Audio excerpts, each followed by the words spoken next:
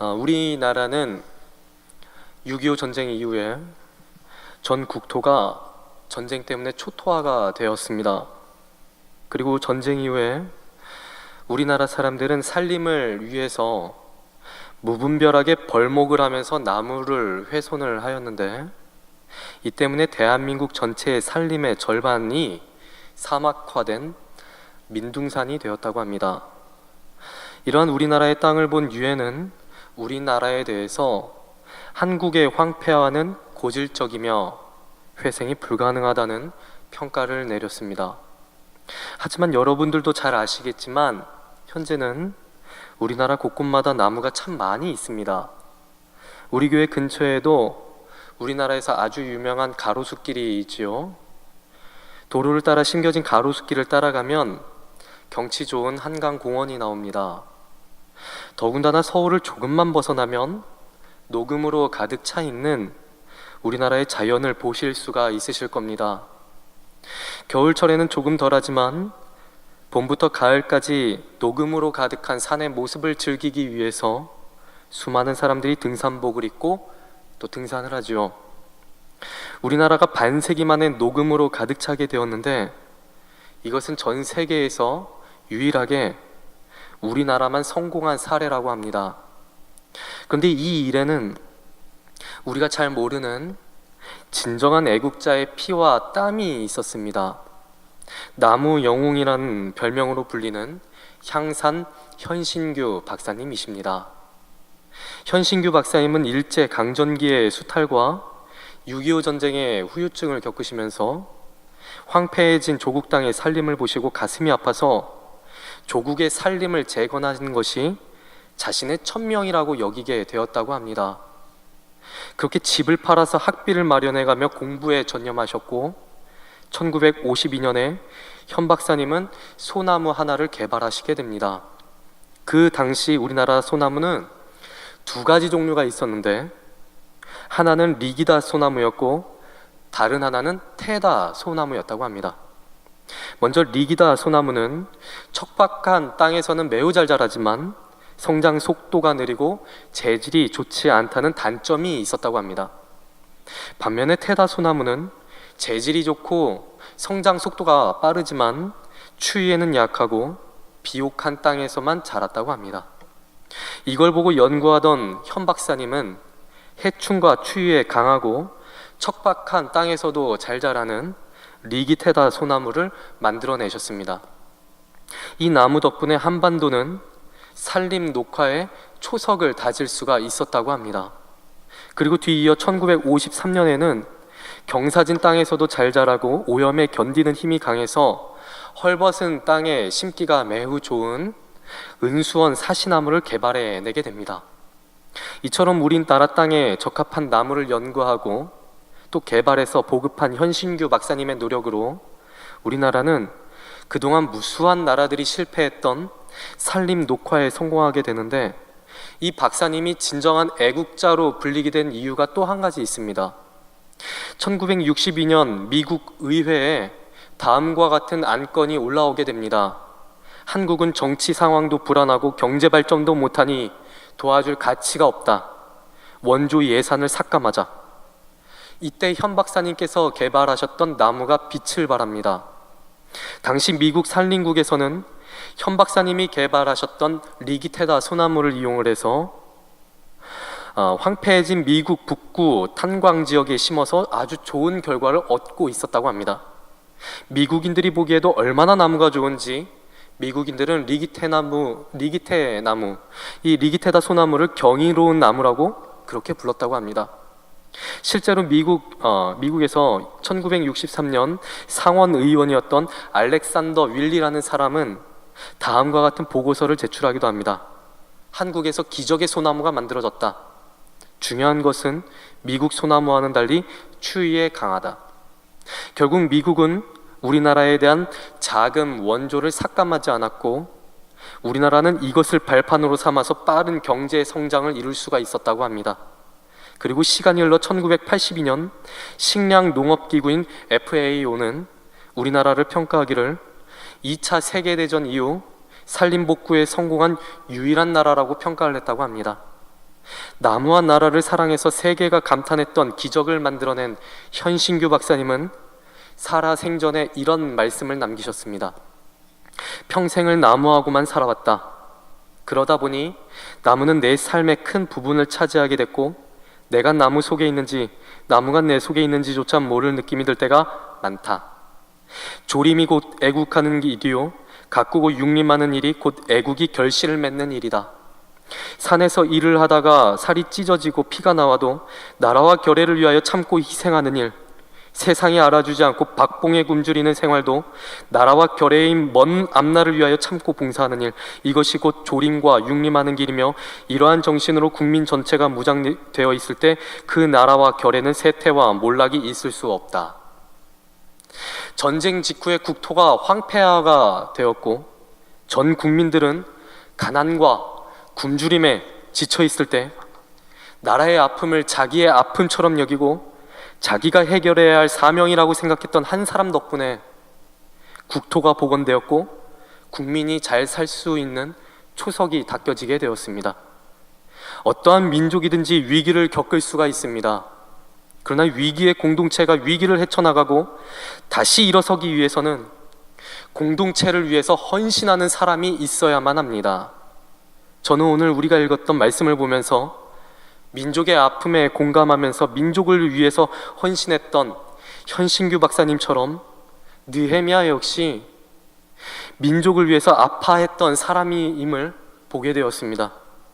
그래서 우리 교회 공동체에도 이런 느헤미야와 같은 사람들이 일어났으면 좋겠다는 소망을 가지고 오늘 밤에 말씀을 전하려고 합니다. 느헤미야의 이름은 여호와께서 위로하신다라고 하는 이름 뜻을 가지고 있습니다. 이 이름은 그 당시에 매우 흔했던 이름이라고 합니다.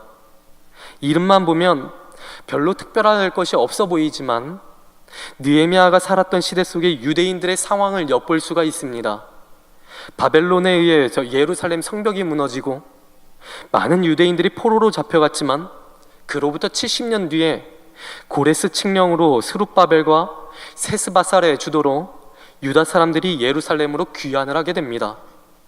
이때 1차로 돌아온 귀향민들은 유토피아를 꿈꾸고 있었을 것입니다. 하나님께서 머지않아 하나님의 나라를 회복하시고 귀향민들에게 많은 복을 내리셔서 옛적 다윗과 솔로몬의 영화를 다시 누리게 해주실 것으로 그렇게 생각을 했을 겁니다. 그러나 서울과 부산 거리의 3배쯤 되는 1500km가 넘는 여정을 마치고 예루살렘에 도착을 했을 때 자신만만하게 유토피아를 꿈꾸고 돌아왔던 그 귀향민들을 기다렸던 것은 지독한 가난과 주변 민족들의 시기와 질투였고 생존을 위협하는 협박뿐이었습니다. 하지만 이런 절망적인 상황에서도 하나님께서 주셨던 약속의 말씀만 의지해서 다시 약속의 땅에 돌아올 수 있었기 때문에 하나님께서 자신들을 회복시키시기를 원하며 자신들을 위로하신다는 사실을 알고 자신들의 많은 후손들의 이름을 느헤미야, 여호와께서 위로하신다, 이렇게 이 이름을 선택을 했을 것입니다. 느헤미야는 이렇게 유다인들이 민족 부흥에 대한 소망을 꿈꾸고 있었을 때 태어난 사람이었고 포로 출신으로서 대제국의 공무원이 되었던 사람입니다. 오늘 밤 저는 암울했던 시대 속에서 하나님께서 그 공동체를 위로하시기 위해서 준비하고 쓰셨던 사람 느헤미야 역사의 시작을 여러분과 함께 나누면서 우리 교회 공동체에는 과연 어떠한 사람이 필요한가를 여러분들과 함께 나누어 보고자 합니다. 오늘 말씀의 첫 번째 메시지는 사역보다 사람에 대한 관심이 우선이다 라는 것입니다. 1절 말씀을 보시면 느헤미야는 자신이 수산궁에 있었다라고 했는데 이 수산궁은 페르시아의 왕들이 겨울을 보내는 겨울 별장이었고 매우 비옥한 땅이었으며 페르시아 제국의 제3대 도시였다고 합니다. 포로 출신이었지만 이처럼 중요한 도시에서 공무원으로 있었다는 것은 느헤미야가 제국의 상류층과 견주어 봐도 전혀 부족할 것이 없었고 두려울 것이 없는 그러한 사람이었다라는 것을 의미합니다. 이렇게 좋은 도시에서 좋은 것을 누리면서 살았을 느헤미야에게 자신을 찾아온 형제들은 그 고향 땅에 대한 소식을 전해주게 됩니다. 2절 말씀을 보시겠습니다. 내가 그 사로잡힘을 면하고 남아있는 유다와 예루살렘 사람들의 형편을 물은즉. 한글 성경에서는 이렇게 번역이 되어 있지만 히브리어 원문에는 포로로부터 남겨져 생존한 그 유다인들의 형편을 물은즉이라고 번역이 됩니다. 느헤미야가 관심을 가진 사람들은 바벨론의 포로로 끌려왔지만 바벨론을 무너뜨린 페르시아의 왕 고레스 칙령으로 다시 이스라엘로 귀환을 했던 사람들입니다. 에스라 1장 8절을 보시면 세스바살이라는 사람이 최초의 귀환자들을 이끌고 유대로 돌아옵니다. 이 사람들이 고향으로 다시 돌아올 수 있었던 것은 페르시아의 왕이었던 그 고레스가 유대인들의 귀환을 허용해 주었기 때문입니다. 그런데 이 왕이 돌려보낼 때 그냥 돌려보내준 것이 아닙니다. 금과 은과 각종 물건들과 가축들을 모두 다 제공을 해서 유다까지 돌아오는 길을 배려해 주었고, 유대로 돌아온 이후에 정착 생활을 하는 데에도 도움을 주었고, 성전에서 제사까지 할 수 있도록 도와주었던 왕이었습니다. 침략국 왕이 이렇게 배려를 많이 해주면서 다시 돌아갈 수 있도록 허용을 해주었는데 많은 사람들이 이때 다시 되돌아왔을까요? 제가 잠깐 포로 귀환에 대해서 설명드린 이유가 있습니다. 이 왕이 이토록 배려를 해 주었건만 역사가였던 요세푸스에 의하면 이때의 많은 유대인들은 자신들의 재산을 포기하면서까지 페르시아에서 떠나려고 하지 않았다고 합니다. 유다가 망할 때 포로로 잡혀간 사람들은 유대인 그 고학력자에다가 귀족들이었던 엘리트 집단이었습니다. 이스라엘에서 사회의 지도층이 끌려갔지만 페르시아에서 제공했던 엄청난 부와 세련된 문화 때문에 굳이 나서서 이스라엘로 돌아오고 싶지 않았던 것인데, 이것은 마치 강남 아파트에서 사시는 분들에게 전기도 잘 들어오지 않는 외딴 섬으로 돌아가라고 한 것과 비슷한 것이라고 할 수가 있습니다. 그런데 이 와중에도 신앙의 회복과 민족의 회복을 꿈꾸었던 사람들은 다시 유다 땅으로 돌아왔는데 그 수는 수만 명밖에 되지 않았을 정도로 매우 소수의 무리였다고 합니다. 그래서 느헤미야는 페르시아에서 제공하는 여러 가지 혜택과 안락한 삶을 모두 다 버리고 나라와 민족을 위해서 처참한 환경으로 돌아갔던 그 사람들의 형편에 관심을 가졌던 것입니다. 그런데 이 관심이 과연 하루아침에 생겨났던 것일까요? 아닐 겁니다. 평상시에도 궁금하고 걱정이 되니까 기회가 왔을 때 사람들의 형편을 물어볼 수 있었던 겁니다.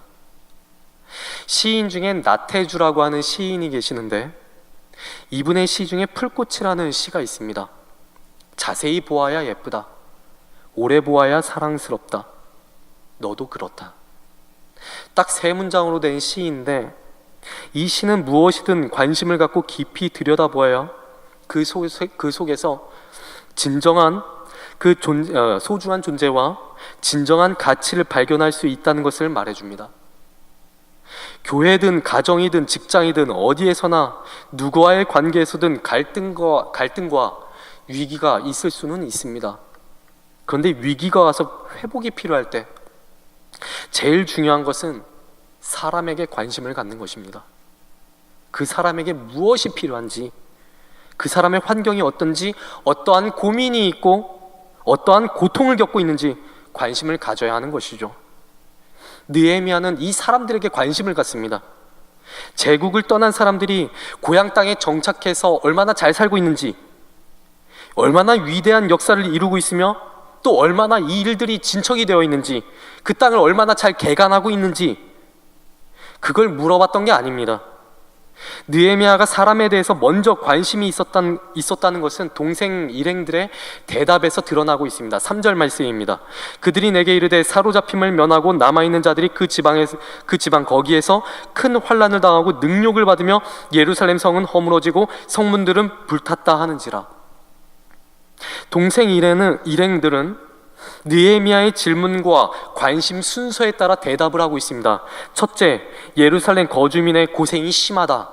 둘째, 성벽이 허물어졌다. 세 번째, 성문들 역시 불탔다. 이 대답에서 보듯이 느헤미야의 첫 번째 관심은 그들이 하고 있었던 사역이 아니라 그 사람들 그 자체였습니다. 느헤미야는 사람에게 먼저 관심을 가졌고 그들을 위해서 가슴 아파합니다. 제가 지난 금요 기도회 때 여러분들과 함께 기도했던 기도 제목이 있었습니다. 여러분들의 마음이 먼저 회복이 되어야 한다는 것입니다. 교회가 많은 사역을 감당하고 많은 프로그램을 돌려서 수적으로 부흥 많이 하는 것 물론 중요합니다.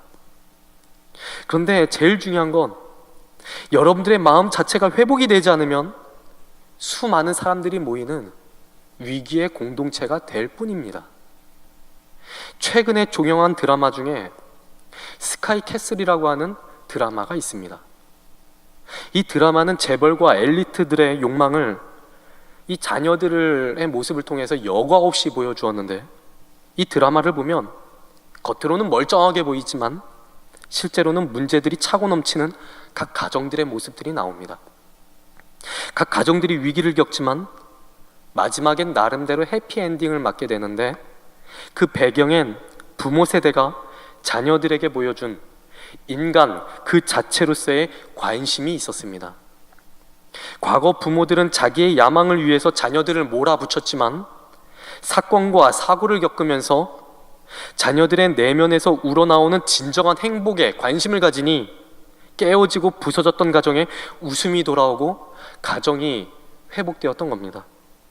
이 드라마가 입시 경쟁 사회를 고발하면서 시청자들에게 던지는 메시지 중에 하나는 자녀들 자체, 인간 자체에 대한 관심이 정상적인 부모라면 가지고 있어야 된다는 것입니다. 느헤미야는 하나니가 전해준 소식을 듣고 수일간 통곡하면서 금식을 합니다. 유대인들은 오늘날에도 슬픈 일이 있으면 주저앉아서 통곡을 하는데 느헤미야가 왜 통곡을 했겠습니까? 예루살렘 성벽과 성문은 오랫동안 파괴된 채로 방치되어 왔기 때문에 새삼스러운 것도 아니었지만 그 안에서 어렵게 살아가고 있는 동족들의 형편이 느헤미야의 가슴을 울렸던 것입니다. 교회가 여러 가지 비전과 한 해의 목표를 세울 수는 있습니다.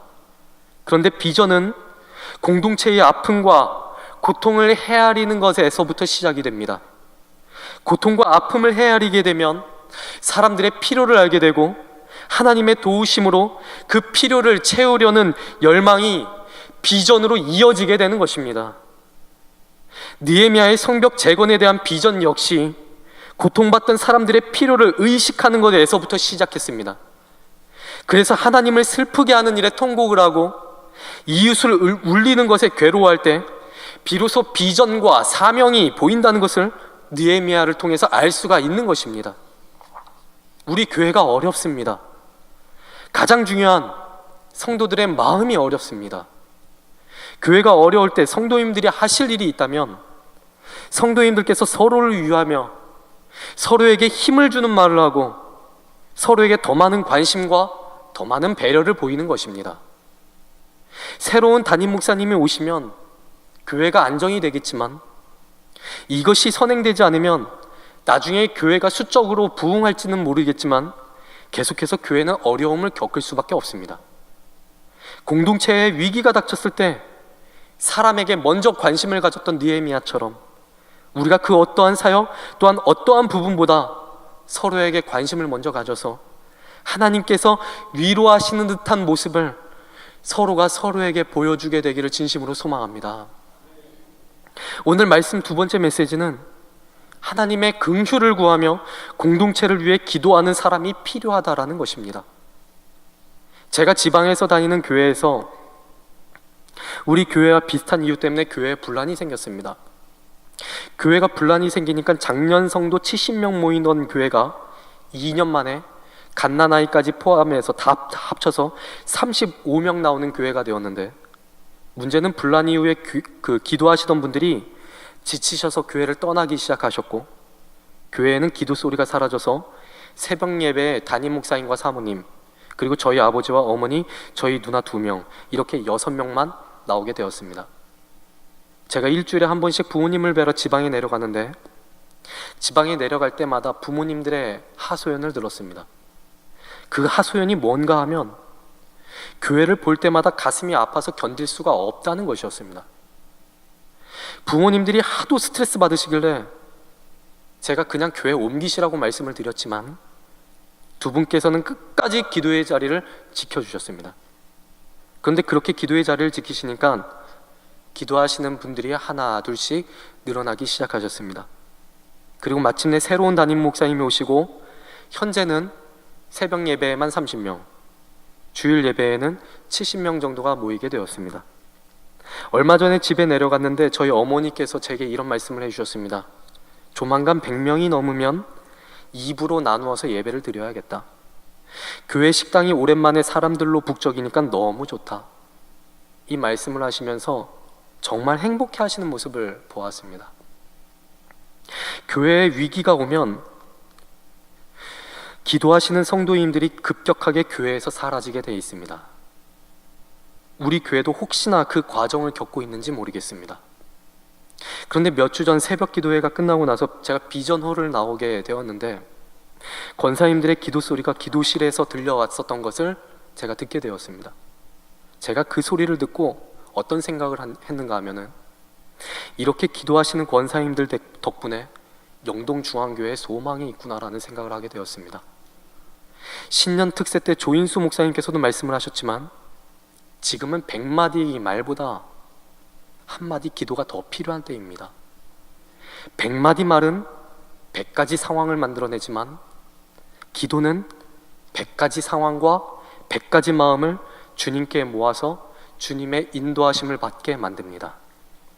오늘 말씀을 보면 위기에 닥친 공동체의 회복을 위해서 느헤미야가 드렸던 기도문이 나옵니다. 공동체의 위기가 오면 하나님이 어떠한 분이신가에 대한 본질적인 생각을 잊기가 쉬운데 느헤미야는 이런 본질을 놓치지 않고 있으면서 기도를 드리고 있습니다. 5절을 보시면 오늘 밤 이 자리에 모인 우리 모두가 주목하길 원하는 몇 가지가 보이고 있는데 첫 번째는 하늘의 하나님이라는 고백입니다. 이 표현은 우리 머리 위에만 있는 어떠한 공간, 하늘만을 의미하는 것이 아니라 눈에 보이지 않는 세계까지도 모두 다 통틀어서 말하는 표현입니다.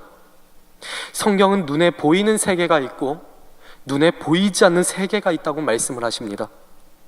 세상 사람들은 눈에 보이는 세계만을 살아가고 있지만 우리는 눈에 보이지 않는 세계까지도 함께 살아갑니다.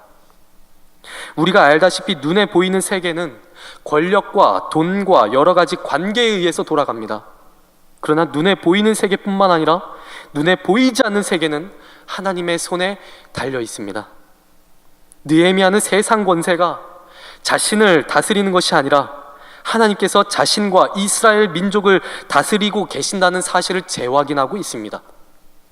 그렇게 재확인함으로써 하나님만이 자신과 공동체의 주인이심을 고백하는 것입니다. 교회 안에 여러 가지 조직이 있고 직분이 있지만 교회를 다스리시는 분은 하나님이십니다. 교회에 어려움이 있을 수는 있지만 이것이 하나님이 우리 교회를 떠나셨다는 증거가 될 수는 없습니다. 예수님께서 내 교회를 세우시겠다고 직접 말씀을 해주셨는데 이 말씀처럼 하나님의 교회가 이 지역에 세워졌을 때는 하나님이 이 교회를 세우신 겁니다. 그래서 위기의 공동체가 가장 먼저 고백을 해야 할 것은 교회를 움직이는 존재는 눈에 보이는 사람이나 헌금이 아니라 하나님이시다라는 것입니다. 그리고 이 고백을 따라 하나님이 기뻐하시는 공동체가 되게 해달라고 기도해야 하는 것이 우리 모두가 해야 할 첫 번째 사명입니다. 두 번째는 크고 두려우신 하나님이라는 표현입니다.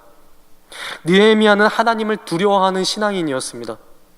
성경에서 경외하다라는 단어를 들어보셨을 것입니다. 경외가 무슨 뜻인가 하면은 공경하고 어려워하다라고 하는 뜻인데 공포를 느끼는 것이 아니라 사랑하는 마음을 가지지만 조심스럽게 행동하는 것을 의미합니다. 하나님을 경외하는 자세는 모든 신자들에게 공통적으로 있어야 하는 기본 예절입니다. 하나님이 시내 산에서 백성들을 불러 모으실 때에 하나님이 계속해서 강조하셨던 단어가 있는데 그것은 바로 경외라는 단어입니다.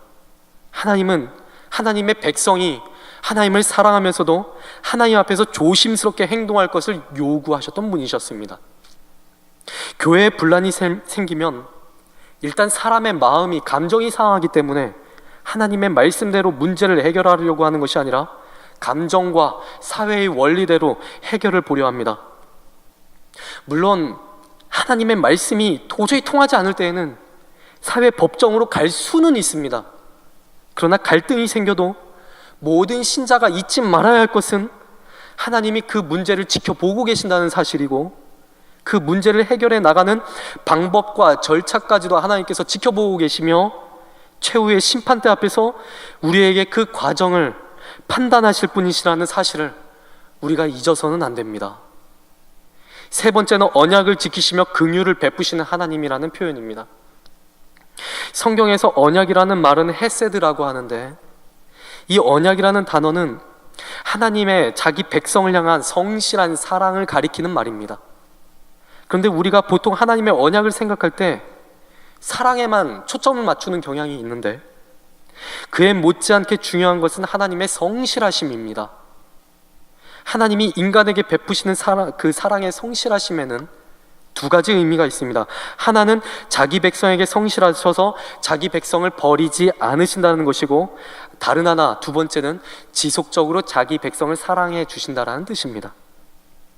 우리가 하나님의 사랑을 믿는다고는 하지만 공동체의 위기와 개인의 위기에서 좌절하는 것은 지금도 하나님이 일하고 계신다는 하나님의 성실하심을 믿지 못해서이기 때문입니다. 우리는 많은 현실에 부딪히면서 살아가고 있습니다. 가정에서, 사회에서, 직장에서, 교회에서 많은 문제들을 만납니다. 많은 문제들을 만나지만 우리가 잊지 말아야 할 것은, 모든 현실 속에서 가장 중요한 현실, 하나님이 지금도 우리를 사랑하셔서 지금도 우리를 위해 일하신다는 사실을 우리가 반드시 꼭 기억해야만 합니다.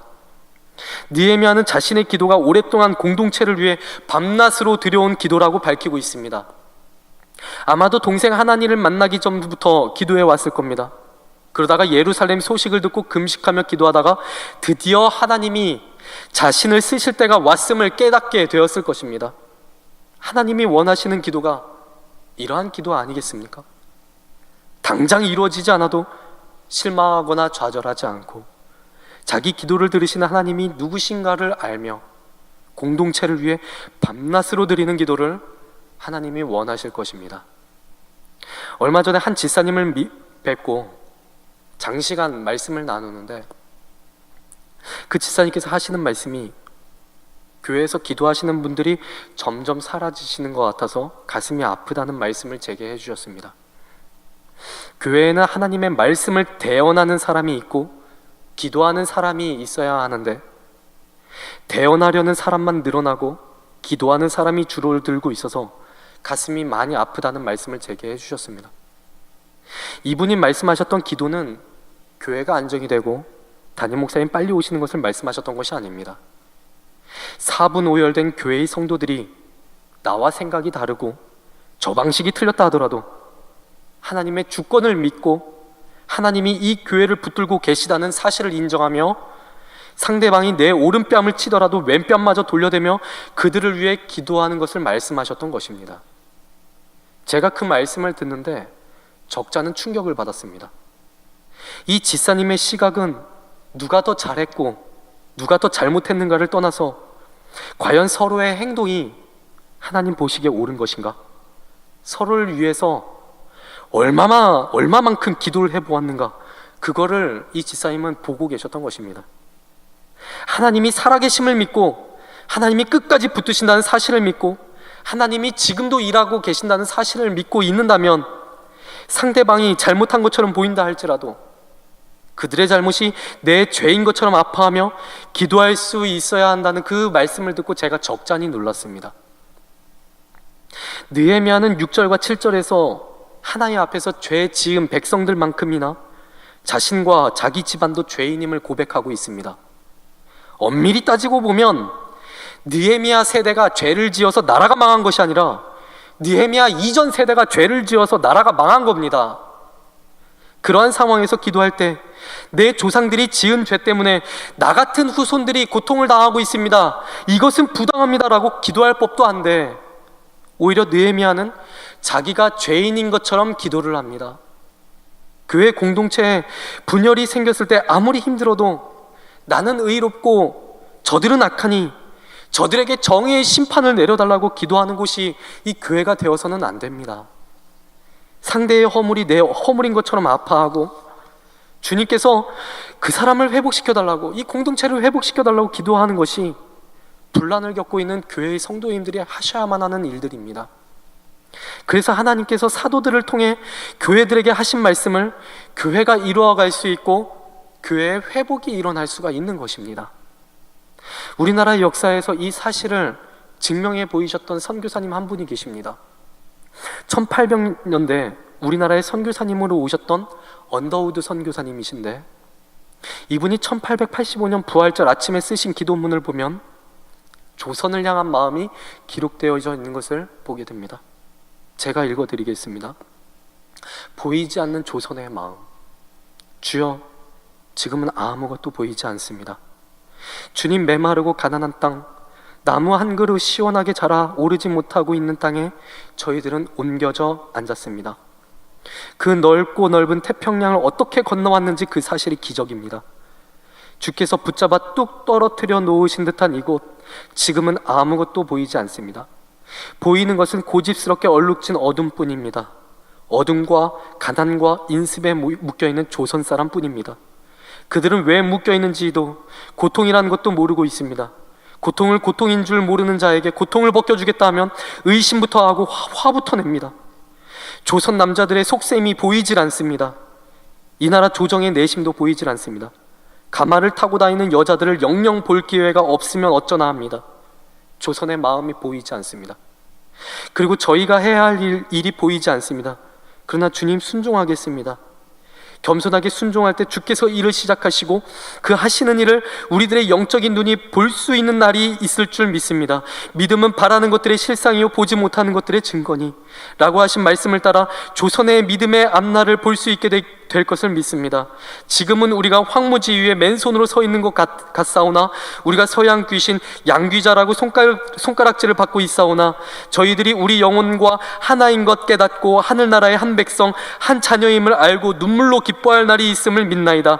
지금은 예배드릴 예배당도 없고 학교도 없고 그저 경계와 의심과 멸시와 천대함이 가득한 곳이지만 이곳이 머지않아 은총의 땅이 되리라는 것을 믿습니다. 주여, 오직 제 믿음을 붙잡아 주소서. 선교사님들의 기도와 수고로 우리나라에 복음이 전해지게 되었고, 지금은 우리나라의 입점에 있는 맥도날드보다 더 많은 교회들이 이 땅에 세워지게 되었습니다. 100여 년 전 암울한 시대 속에서 선교사님들이 하나님의 일하심을 믿고 조선을 위해서 기도를 했을 때 그 열매가 당장에 보이진 않았지만 평양 대부흥 운동을 거쳐 이 땅이 복음화가 되어 마침내 세계 선교사 파송국가 2위가 되었습니다. 공동체가 어려움에 처해 있을 때 관심을 가져야 하고 기도를 해야 합니다. 이 교회에 출석하고 있는 모든 성도를 위해서 예수님이 피 흘려 주셨다라는 사실을 여러분 잊지 마시기 바랍니다. 오늘 이 밤에 우리 교회 공동체를 이루고 있는 모든 성도들을 위해서 여기에 모인 우리가 간절히 느헤미야처럼 기도하는 그러한 순간 되기를 진심으로 소망합니다. 이 시간 같이 찬양 드리도록 하겠습니다. 홍대와 양화진이라는 찬양입니다. 이 찬양의 시작에는 제목처럼 두 개의 지역이 나옵니다. 홍대와 양화진입니다. 100여 년 전 이 땅에 선교사님들이 오셔서 복음을 전했는데 무수히 많은 선교사님들이 복음을 전하시다가 이 땅에서 돌아가셨습니다. 그 선교사님들의 시신이 양화진에 묻혀 있는데 선교사님들의 시신이 묻힌 곳으로부터 얼마 떨어지지 않은 곳이 바로 홍대입니다. 두 곳이 직선거리 1km, 걸어가면 20분밖에 안 걸리는 아주 가까운 곳에 있지만 한 곳은 세상의 그 문화로 가득 차 있는 곳이고 또 한 곳은 선교사님들의 시신이 묻혀있는 곳입니다. 그래서 이곳을 보고 이 찬양을 작사하신 분이 두 개의 지역에 다시 한번 그리스도의 피가 흐르게 되길 소망하는 마음으로 이 찬양을 만드시게 되었다고 합니다. 우리 같이 이 찬양 부를 때 이러한 마음으로 찬양을 드렸으면 좋겠습니다. 하나님 아버지, 우리 교회에 은혜를 주옵소서. 모든 분쟁이 사라지고 모든 성도의 몸속에 그리스도의 피가 함께 흐르고 있다는 사실을 알아 서로를 위해서 기도하는 공동체가 되게 하옵소서. 우리 찬양 같이 부르실 때에